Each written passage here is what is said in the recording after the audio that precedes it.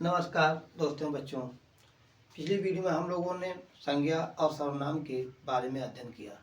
आज हम लोग पार्ट स्पीच के अगले भाग क्रिया के बारे में अध्ययन करेंगे। लेकिन इसके पहले थोड़ा सा हम कुछ जान लें कि विगत कई परीक्षाओं में हमने देखा कि क्रिया से बहुत से प्रश्न आते हैं। अक्सर वो विकल्प में भी देता है कि कांस्टेंट वर्ग क्या है उसको ढूंढिए, या रेगुलर वर्ग क्या है, या कह सकते हैं कि इरेगुलर वर्ग क्या है। इन सब के बारे में प्रश्न करता है। अक्सर हम लोग कन्फ्यूजन में उन प्रश्नों को छोड़ देते हैं। तो आज इस पूरी वीडियो को देखने के बाद हमारे अंदर से यह कन्फ्यूजन दूर जाएगा। क्रिया से कैसे प्रश्न आएंगे उसको हम लोग आसानी से कर सकते हैं। तो आइए देखते हैं क्रिया क्या है। कहते हैं वर्ब, क्रिया। Verb is an action word.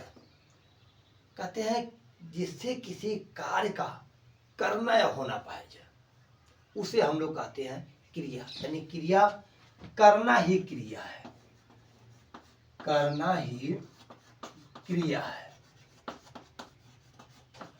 क्रिया है। इसको हम और भी कई परिभाषाओं में देख सकते हैं। कह सकते हैं कि a verb is a word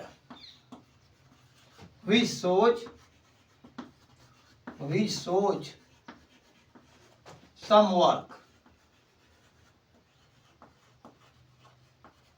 अर्थात क्रिया जो होती है वो किसी कार्य को प्रदर्शित करती है। कहते हैं वर्ब इज ए वर्ड, क्रिया एक ऐसा शब्द है which shows some work, जो किसी कार्य को प्रदर्शित करता है। अर्थात जिससे किसी कार्य का करना है होना पाया जाए उसे हम कहते हैं कि वही हमारा क्या है, वर्ब है। इसको हम ऐसे भी कर सकते हैं, a verb is a word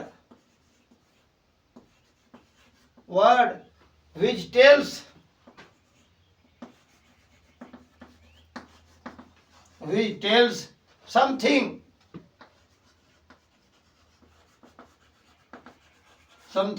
about a noun or pronoun, something about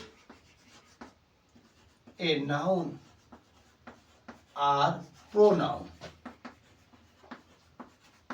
कहते हैं कि क्रिया एक ऐसा शब्द है जो हमें संज्ञा अथवा सर्वनाम के बारे में बताता है। अर्थात अब हम समझ सकते हैं कि क्रिया वह है जिससे हमें किसी कार्य का करना या होना पाए। जैसे राम सेज, यहाँ पर राम हमारा नाउन है और नाउन क्या, नाउन सेज कहती है।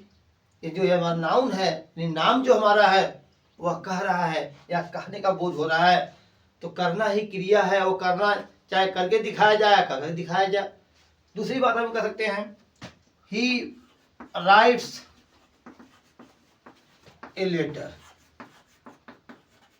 कह रहे हैं which shows some work, जिससे किसी काम का करना है होना पाया जाए। यहाँ लेटर का जो है हमें देख रहे हैं उसका लिखना हो पाया जा रहा है। यहाँ जो हमारा राइट शब्द है वह क्रिया है। इसी तरह से अगर हम देखें, जैसे जाना, गो, कम, रीड, राइट, प्ले, अर्थात करना ही क्रिया है। तो हम क्या कर सकते हैं, जाने वाला काम कर सकते हैं, आने वाला काम कर सकते हैं, पढ़ने वाला काम कर सकते हैं, लिखने वाला काम कर सकते हैं, खेलने वाला काम कर सकते हैं। यानी खाना, पीना, हंसना, बोलना, डोलना, उठना, बैठना, ये सब क्या है, सब की सब क्या हमारे हैं, वर्ब है। अब प्रश्न उठता है कि ये वर्ब हमारे कितने प्रकार के होते हैं, ये हमारी क्रिया कितने तरह की होती है, कितने प्रकार होते हैं। तो हम देखेंगे काइंड्स ऑफ वर्ब, क्रिया के प्रकार। जो क्रिया होती है उसके दो प्रकार होते हैं। काइंड्स ऑफ वर्ब, क्रिया के दो प्रकार माने जाते हैं, और वो दो प्रकार हैं। एक होता है finite verb, FINIT, finite verb यानी निश्चित क्रिया, निश्चित क्रिया। और जो हमारी दूसरी क्रिया होती है वह होती है इनफाइनाइट वर्ब, इनफाइनाइट वर्ब, इसको कहते हैं अनिश्चित क्रिया। अनिश्चित क्रिया। अब प्रश्न उठता है, ये फाइनाइट वर्ब क्या है, इनफाइनाइट वर्ब क्या है? तो हम इन दोनों का क्रमशः अध्ययन करेंगे। सबसे पहले तो हम पढ़ेंगे, जानेंगे ये फाइनाइट वर्ब क्या है, इसके कितने प्रकार होते हैं और उन प्रकारों का हम कैसे प्रयोग करते हैं। फिर उसके बाद हम जानेंगे इनफाइनाइट वर्ब क्या होता है। इस इनफाइनाइट वर्ब को हम लोग नॉन फाइनाइट वर्ब के नाम से भी जानते हैं, नॉन फाइनाइट वर्ब के नाम से भी हम जानते हैं। लेकिन सबसे पहले हम देखें फाइनाइट वर्ब क्या है। कहते हैं ये verb which follows, a verb which follows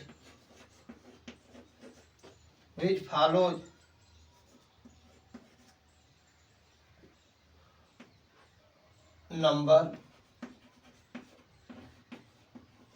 person and gender,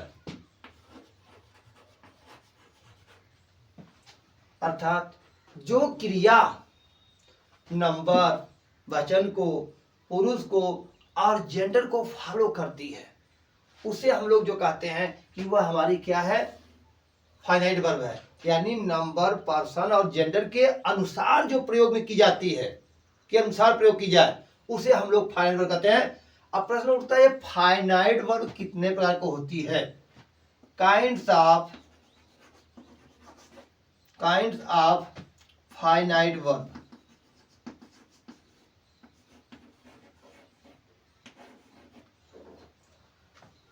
kinds of KINDS, kinds of finite verb, निश्चित क्रिया के प्रकार, निश्चित क्रिया के प्रकार।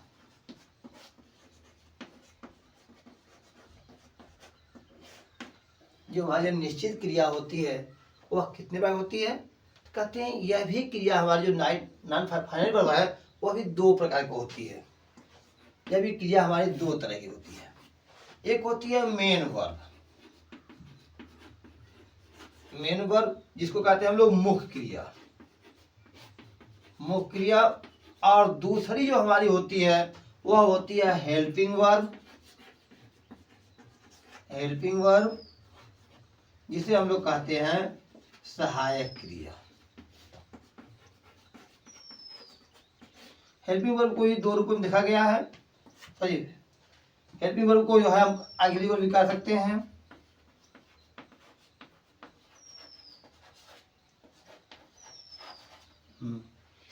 अब हम जानेंगे कि यह मुख्य क्रिया क्या है और इसका प्रयोग किस प्रकार से किया जाता है।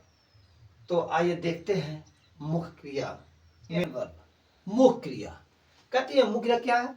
The verb used alone or together with helping verb is called main verb. अर्थात जो क्रिया किसी वाक्य में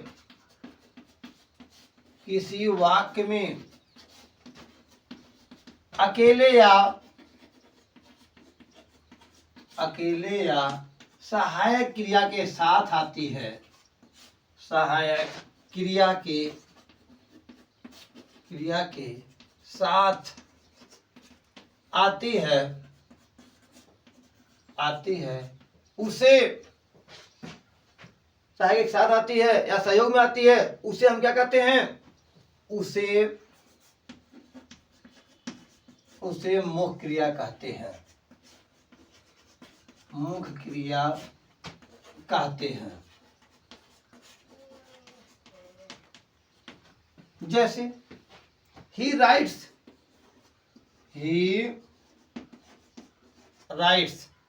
वह लिखता है, ही राइट्स वह लिखता है। यहाँ हम देख रहे हैं कि यहाँ पर राइट्स अकेला आया हुआ शब्द है, लेकिन यह नंबर के अनुसार प्रयोग किया गया है। कि यहाँ पर हम देख रहे हैं कि हमारा एक वचन का कर्ता है तो उसके साथ हमने इसका प्रयोग किया गया। हम कह सकते हैं कि ही इज रीडिंग, यहाँ हम देख रहे हैं कर्ता हमारा एक वचन है, तो यहाँ सहायक क्रिया भी एक वचन आई है और उसके साथ एक मुख्य क्रिया हमारी आई हुई है। तो कहते हैं कि the verb used alone or together with helping verb is called main verb. जो इस सहायक क्रिया के सहयोग में आती है, सहायता के लिए आती है, या जो अकेले आती है, उसे हम लोग जो है मेन वर्ब कहते हैं। कहते हैं इस मुख्य क्रिया के 5 रूप होते हैं। इस क्रिया की जो हम देख रहे हैं क्रिया को, इसके 5 रूप होते हैं। यानी मेन वर्ब जो हमारी होती है, मुख्य क्रिया जो होती है, वह 5 बार होती है, 5 रूपों में प्रयोग की जाती है। तो फॉर्म ऑफ मेन वर्ब, मुख्य क्रिया के रूप, मुख्य क्रिया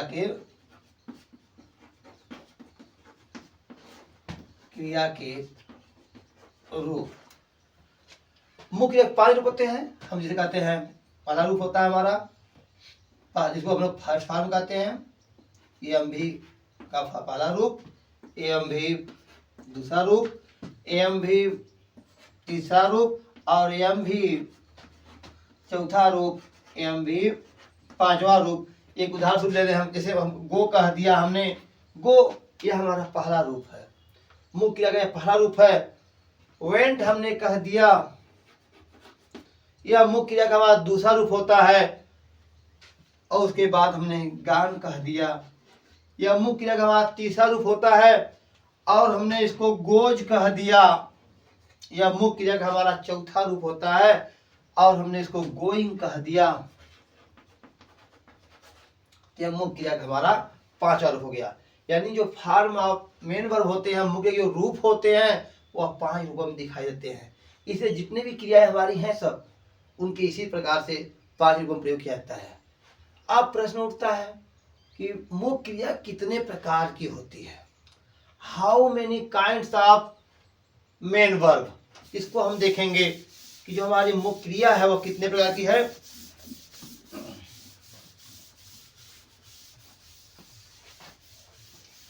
मुख्य क्रिया kinds of main verb, kinds of main verb, मुख्य क्रिया के प्रकार, क्रिया के प्रकार। यह क्रिया हमारी 2 प्रकार की होती है।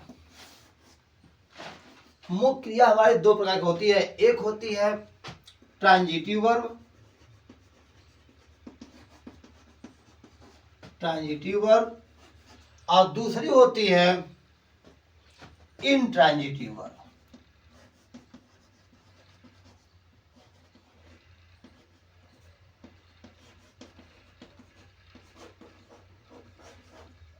इनट्रांजिटिव वर्ब जिसको कहते हैं सकर्मक क्रिया, ट्रांजिटिव वर्ब सकर्मक क्रिया। और जो दूसरी क्रिया हमारी होती है वह होती है इनट्रांजिटिव वर्ब, यानी अकर्मक क्रिया।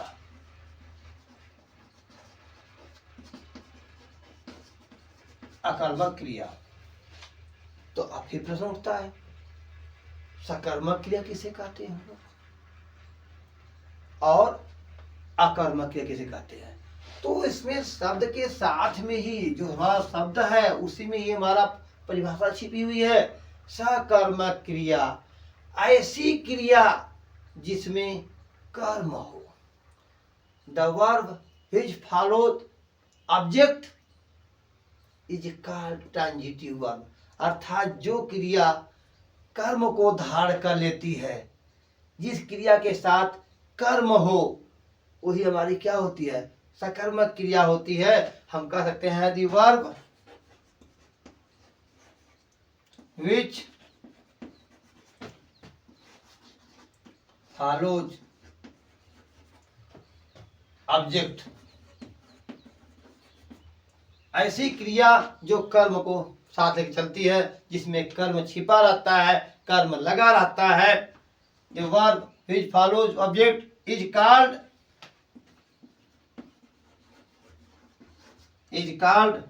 transitive verb। अर्थात जैसे ही राइट्स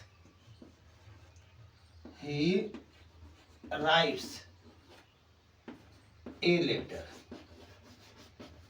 यहाँ हम देख रहे हैं राइट साथ ए लेटर आ गया है, तो यहाँ पर ये जो राइट क्रिया हमारी है वह सकर्मक क्रिया है। कहते हैं सकर्मक क्रिया को हम पहचानेंगे कैसे? यदि वाक्य में क्या या किसको लगाकर हम प्रश्न करें तो जो उत्तर हमें मिलेगा क्रिया, वही क्रिया हमारी क्या होती है। जिस क्रिया से हमें उत्तर मिल जाए तो वह क्रिया हमारी क्या होगी? ट्रांजिटिव वर्ब होगी, वह क्रिया हमारी सकर्मक क्रिया होगी। जैसे और इधर देख लें, दे इट द मैंगो। अब इस क्रिया में हमें कहा, क्योंकि कहा कि ये इट कैसी क्रिया है, तो हम बड़े आराम से कहेंगे वह क्या खाता है, तो हमें उत्तर मिल जाएगा कि वह तो आम खाता है। तो जो हमारी यहाँ क्रिया इट है, इसे हम कहेंगे कि यह हमारी ट्रांजिटिव वर्ब है, सकर्मक क्रिया है, क्योंकि यह क्रिया जो है साथ में कर्म को लेकर चलती है। या इस क्रिया में यदि हम क्या या किसको लगा प्रश्न करें तो उससे हमें उत्तर मिल जाता है। तो जिससे क्या या किसको से उत्तर मिल जाए वह क्रिया हमारी क्या होती है? ट्रांजिटिव वर्ब होती है, सकर्मक क्रिया होती है। इसको हम कह सकते हैं, प्रश्न कर सकते हैं, he writes the what he writes, what he write, या sorry what does he write. तो यहाँ हमारा उत्तर क्या मिल रहा है? आंसर में क्या मिल रहा है? A letter. तो हमारा आंसर मिल रहा है ए लेटर। तो यहाँ उत्तर हमें मिल गया, क्या से उत्तर मिल गया। तो इस तरह से इस क्रिया को हमने राइट को कैसी क्रिया कहेंगे हम लोग? ये हमारी होगी ट्रांजिटिव वर्ब, सकर्मक क्रिया होगी। यदि इसी क्रिया में हम क्या या किसको लगाते और हमें उत्तर न मिलता तो फिर हमारी वह जो मुख्य अगर दूसरा रूप होता है इनट्रांजिटिव वर्ब, उसे हम कहते हैं। तो हम कह सकते हैं the verb his follows not object is called intransitive verb. ऐसी क्रिया जो कर्म को धारण नहीं करती उसे हम लोग जो है अकर्मक क्रिया कहते हैं। जैसे एक उदाहरण देखा जाए उसके लिए भी,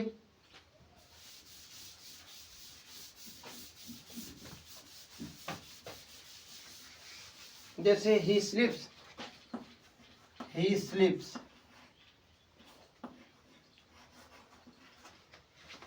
यू गो, ही कम।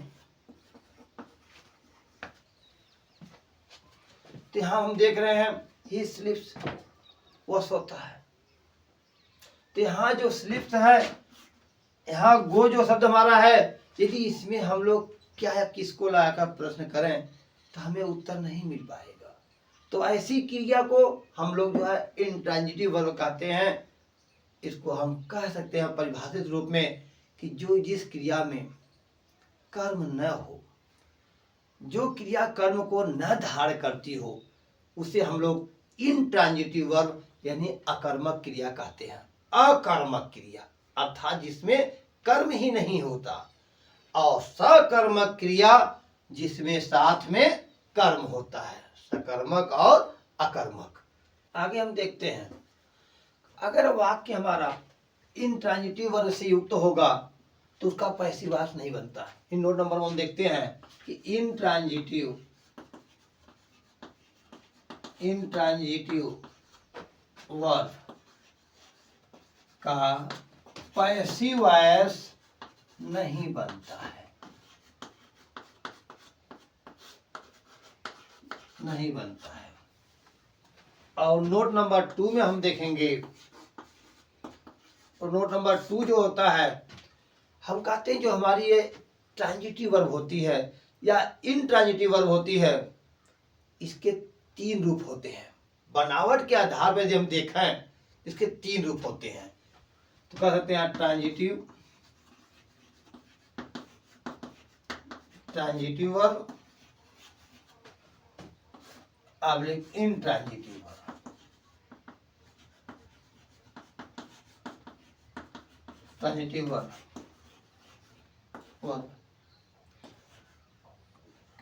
बनावट के आधार पर, बनावट के आधार पर,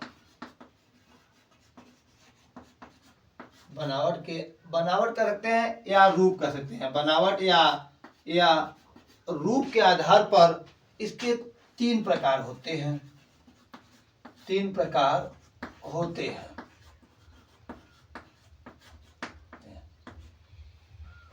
यह बहुत ही इम्पॉर्टेंट पार्ट होता है ट्रांजिटिव इंट्रांजिटिव का, जो परीक्षाओं में अक्सर इनसे प्रश्न बनते हैं और बहुत से प्रश्न आते हैं।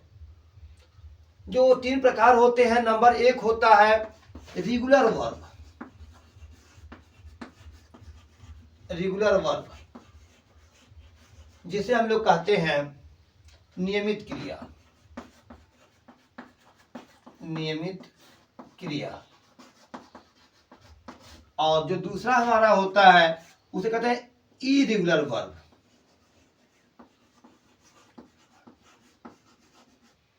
वर्ब इसे कहते हैं अनियमित क्रिया, अनियमित क्रिया। और जो तीसरा हमारा होता है उसे कहते हैं कांस्टेंट वर्ब, कांस्टेंट वर्ब जिसे कहते हैं निश्चयी क्रिया, दृढ़ क्रिया, निश्चय या दृढ़ क्रिया। रेगुलर वर्ब क्या है? अब हम देखेंगे कि हमारी यह रेगुलर वर्ब क्या होती है, इरेगुलर वर्ब क्या होती है और कांस्टेंट वर्ब क्या होती है। रेगुलर वर्ब नियमित क्रिया कहते हैं। Regular verb has similar form of verb second and third, अर्थात जिस क्रिया के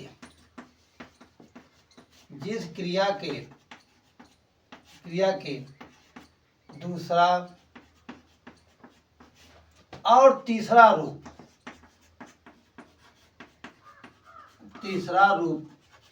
समान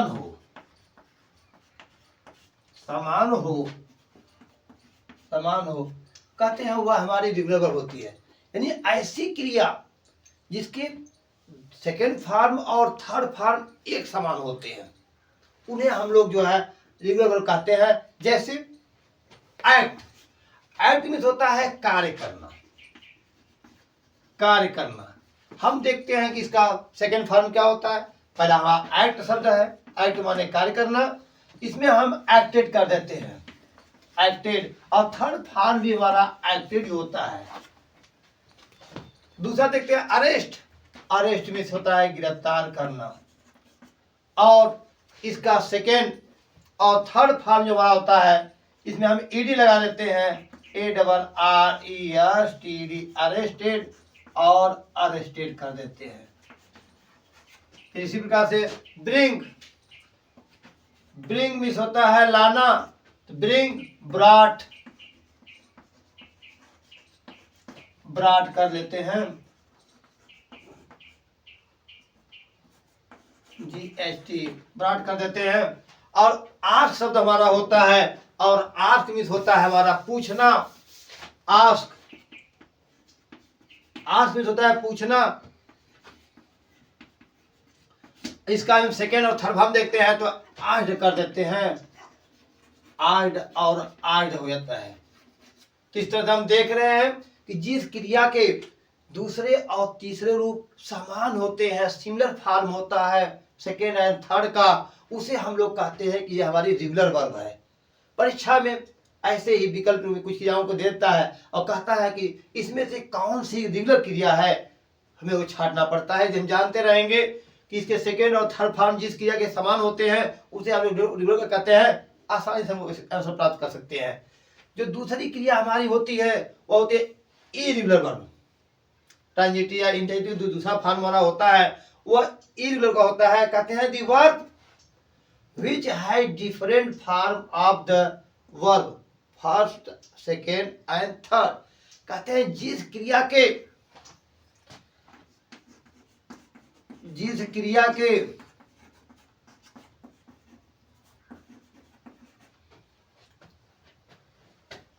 कहते हैं फर्स्ट पहला,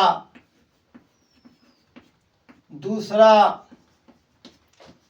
और तीसरा, तीसरा रूप समान न हो, भिन्न हो, अलग हो। यानी पहला रूप कुछ और है, दूसरा रूप कुछ और है, तीसरा रूप कुछ और है, डिफरेंट हो, उनके फॉर्म डिफरेंट हो, तो कहते हैं वह हमारी कैसी क्रिया होती है, वह इरेगुलर होती है, अनियमित क्रिया होती है, उसका कोई नियम ही नहीं होता है, वो अपने अलग अलग रूपों में चलती हैं। तो ऐसी क्रिया को हम कहते हैं कि इरेगुलर वर्ब है। जैसे कहते हैं गो, गो हमारी क्रिया है जिसका होता है अर्थ होता है जाना। अब गो का हम सेकेंड फॉर्म देखते हैं। गो है हमारा पहला रूप, इसका सेकेंड हमारा बनता है वेंट और तीसरा बनता है गॉन। इस प्रकार हम देख रहे हैं गो, वेंट, गॉन, डिफरेंट फॉर्म हमारे दिखाई दे रहे हैं। कम मीन्स आना होता है, तो कम, केम, कम, कोई इसका क्रम ही नहीं बन पा रहा है। और यहाँ पर होता है सिंग मीन्स होता है गाना। तो हम देखते हैं सिंग का, सिंग, सिंग मीन्स गाना, सिंग, सैंग, और थर्ड फॉर्म होता है हमारा संग। सिंग, सैंग और संग, ये भी हमारे अलग अलग रूपों में चल रहे हैं, डिफरेंट फॉर्म चल रहे हैं। ये हमारी जो है इरेगुलर वर्ब है। प्रश्न उठता है, कोई पूछ दे आपसे सिंग कैसी क्रिया है, रेगुलर, परीक्षा में आएगा, 4 विकल्प दे देंगे, रेगुलर, इरेगुलर, कांस्टेंट या हेल्पिंग वर्ब। अब हमें ज्ञात होगा कि जो सिंग के तीनों रूप हमारे भिन्न होते हैं, अलग अलग चलते हैं, तो हम बड़े आसानी से कह सकते हैं कि ये तो इरेगुलर वर्ब है, क्योंकि इसके तीनों रूप जो है अलग अलग चलते हैं। जैसे हमारा रिंग शब्द एक आ गया, रिंग, रिंग मीन्स होता है बजाना, रिंग। अब इसका हमें रूप चलाना है, हम कहते हैं रिंग में बजाना, रिंग, रैंग, सेकेंड फॉर्म हमारा रैंग हो गया और थर्ड फॉर्म हमारा जो है रंग हो गया। अब इसमें हम देख रहे हैं तीनों रूप हमारे अलग अलग दिखाई दे रहे हैं।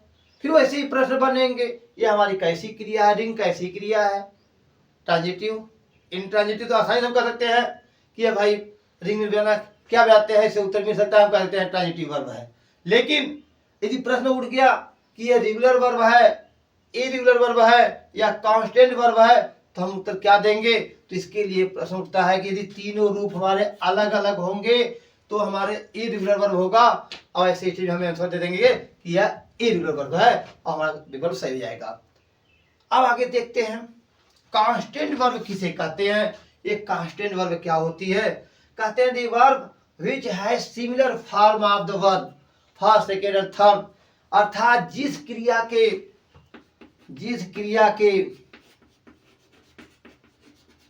के तीनों रूप समान हो, तीनों रूप समान हो, उसे हम लोग कांस्टेंट वर्ब कहते हैं, निश्चित क्रिया कहते हैं। जैसे कह रहे हैं पुट, पुट मीन्स रखना, पुट पुट पुट, तीनों रूप हमारे ही चलते हैं। और हिट मीन्स मारना, थर्ड, फर्स्ट, सेकेंड, थर्ड तीनों रूप हमारे होते हैं, हिट, हिट, हिट, ये तीनों रूप हमारे समान चल रहे हैं। कट मीन्स होता है काटना, कट कट कट। वैसे ही सेट मीन्स होता है बैठाना या डूबना, यहाँ set set set. Read means होता है पढ़ना, भले ही उच्चारण में डिफरेंट हो जाए लेकिन स्पेलिंग सेम दिखती है। रीड, रेड, रेड हम बोलते हैं भले ही, लेकिन स्पेलिंग हमारे सेम दिखती है, इसलिए इसको हम लोग कांस्टेंट वर्ब रूप रखते हैं। और बेट मीन्स होता है शर्त लगाना, शर्त लगाना। और शर्त लगाना यानी बेट कैसी क्रिया है, तो हम कहेंगे ये तो हमारी कांस्टेंट वर्ब है, यह हमारी निश्चित क्रिया है, निश्चित क्रिया है क्योंकि इसके तीनों रूप समान है। जिस क्रिया के फर्स्ट, सेकेंड और थर्ड फॉर्म एक समान हो, सिमिलर हो, उन्हें हम लोग कहते हैं कांस्टेंट वर्ब। अब प्रश्न उठता है, एक वर्ड में दे रहा हूं, आप लोग उसको बताइए ये कैसी क्रिया है। जैसे स्लिप, स्लिप। अब स्लिप हमारी कैसी क्रिया है, यह रेगुलर है, रेगुलर है, इरेगुलर है, कांस्टेंट है या नॉन ऑफ दीज, इनमें से कोई नहीं है। यदि हम इसके रूप जानते हैं, स्लिप, स्लिप में सुना होता है ऐसा, स्लिप, स्लिप, स्लेप्ट, स्लेप्ट। आइए हम देखते हैं यह स्लिप कैसी क्रिया है। यह रेगुलर वर्ब है, इरेगुलर वर्ब है या कांस्टेंट वर्ब है या इनमें से कोई नहीं है। तो आप लोग अपने को समझें, किस पर टिक मारना चाहेंगे, आप लोग किस विकल्प को चुनना चाहेंगे। तो हम देख रहे हैं जो स्लिप है हमारा, इसके 3 रूप होते हैं, स्लिप, स्लेप्ट और स्लेप्ट। यहां दूसरा और तीसरा जिसके सेकेंड और थर्ड फॉर्म समान होते हैं, तो वह हमारी कैसी क्रिया होती है, रेगुलर वर्ब होती है, जो नियमित आती है। इस तरह से हमारा स्लिप जो है रेगुलर वर्ब है। याद होगा आप लोगों को, जैसे हमने कहा था अरेस्ट, अरेस्टेड, अरेस्टेड, यानी सेकेंड और थर्ड फॉर्म जिसके समान होते हैं वो हमारे जो है रेगुलर वर्ब होते हैं। और जिसके तीनों रूप अलग अलग होते हैं, कोई नियम ही नहीं होता, अनियमित होती हैं, वो होती है हमारे इरेगुलर वर्ब। और कांस्टेंट वर्ब तो हमारे वे वर्ब होते हैं जिनके तीनों फॉर्म, तीनों रूप एक समान होते हैं, जैसे कट कट कट की बात की गई थी। तो हम लोगों ने ट्रांजिटिव, इंट्रांजिटिव वर्ब के बारे में अध्ययन कर लिया, यानी मेन वर्ब के बारे में जान लिया। तो मेन वर्ब के बाद जो दूसरा हमारा भाग था वह था हेल्पिंग वर्ब, हेल्पिंग वर्ब। अब हम लोग हेल्पिंग वर्ब के बारे में अध्ययन करेंगे। इन्हें हम 2 रूपों में देखते हैं, यानी हम कह सकते हैं काइंड ऑफ जो अगली वर्ब होता है वह 2 प्रकार का होता है, 2 तरह का होता है। एक होता है देखिए हमारा प्राइमरी वर्ब, जिसे बी हैव जो डू होता है, बी हैव डू को हम लोग प्राइमरी वर्ब कहते हैं, बी हैव डू को हम लोग प्राइमरी वर्ब कहते हैं, प्राइमरी वर्ब कहते हैं। इनमें हम देखते हैं इनकी जो सहायक क्रिया होती है वह 11 होती है। यह संख्या हमारी कितनी होती है, प्राइमरी वर्ब जो हमारी सहायक क्रिया होती है वह 11 होती है। Is, am, are, do, does, has, have, was, were, did और हैड, ये हमारी प्राइमरी वर्ब होती है, सहायक क्रिया होती हैं। जो दूसरी वर्ब होती है हमारी सहायक क्रिया वह होती है मॉडल वर्ब, जिसे हम लोग आदर्श सहायक क्रिया के नाम से भी हिंदी में आदर्श सहायक क्रिया कहते हैं या जानते हैं। वह क्रिया जो मुख्य क्रिया तथा सहायक क्रिया दोनों कार्य करती है, उसे हम लोग जो है आदर्श सहायक क्रिया, नाम ही उसका आदर्श है। इसमें एक वचन बहुवचन का झंझट नहीं होता, समस्या नहीं होती कि ये वचन का हम किसको लगाएं, ऐसी बात नहीं होती। वो तो आदर्श सहायक क्रियाएं होती हैं, सबके साथ समान भाव रखती हैं और इनकी संख्या जो होती है वह 13 होती है। वो कौन कौन सी हैं, कहते हैं कैन सकना, could, may, might, dare, will, shall, should, would, must, ought to, need और यू टू, ये जो हमारी 13 सहायक क्रियाएं होती हैं इन्हें हम लोगों ने मॉडल वर्ब का नाम दिया है। और जो हमारी ये 11 सहायक क्रियाएं होती हैं इन्हें हम लोगों ने प्राइमरी वर्ब का नाम दिया है। इस प्रकार से ये हमारी हेल्पिंग वर्ब और सहायक क्रिया होती हैं।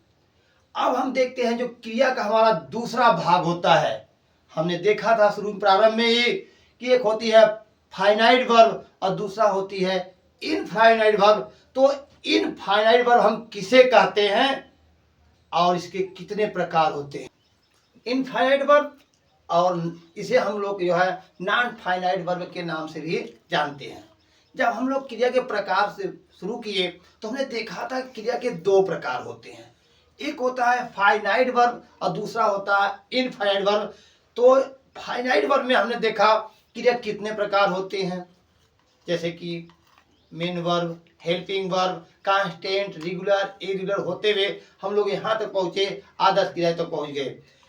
फिर हमने देखा कि जो क्रिया का हमारा दूसरा रूप होता है, जिसे हम लोग इनफाइनाइट वर्ब के नाम से जानते हैं, ये क्या होती है?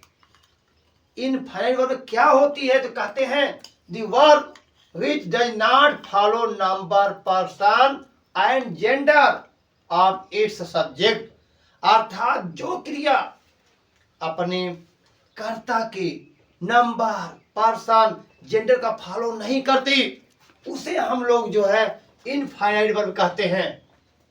इनफाइनाइट को हम तीन रूपों में देखते हैं। एक होता है इंफिनिटिव वर्ब, दूसरा होता है जिरंड और तीसरा होता है पार्टिसिपल। इन्फिनेटिव जैसे आई वांट टू गो, इसको हम लोग इन्फिनिट टू के नाम से जानते हैं। और जिरंड जब क्रिया का आईएनजी लगा हुआ कोई रूप संज्ञा जैसा काम करने लगता है तो उसे हम लोग जिरंड का नाम देते हैं। जैसे walking, WALK, walking is useful for health,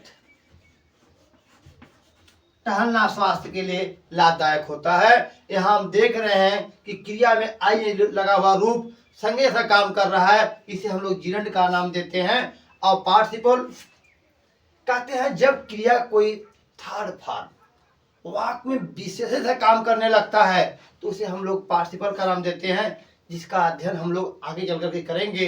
फिलहाल इस समय हम लोग किसी भी इतना जान जाएं, जैसे आई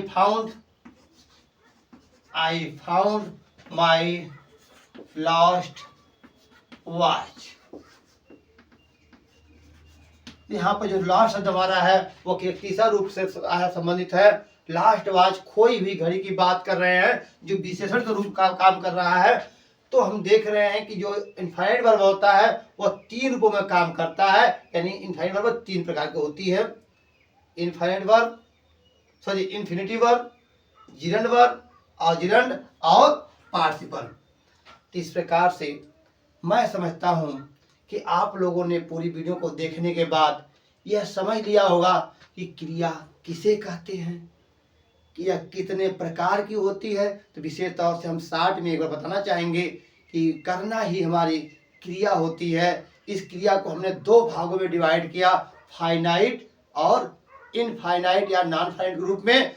फिर फाइनाइट वर्ब को हमने दो रूपों में डिवाइड किया, मेन वर्ब और हेल्पिंग वर्ब के रूप में।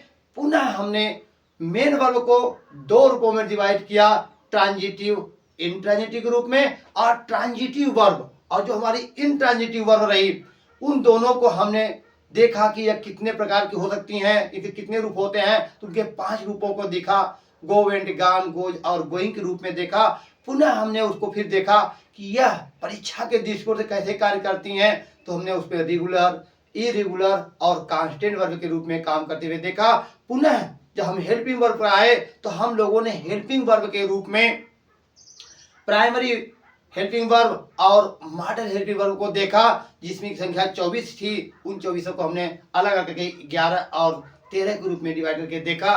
फिर उसके बाद हम लोगों ने देखा कि जो हमारी दूसरी सहायक, जो दूसरी क्रिया हमारी थी वह थी इनफाइनाइट वर्ब या नॉन फाइनाइट वर्ब के रूप में। उसके भी 3 रूप दिखाई दिए, इन्फिनिटिव, जिरंड और पार्टिसिपल। तो इसी के साथ हम अपनी वीडियो को अब समाप्त करते हैं। धन्यवाद।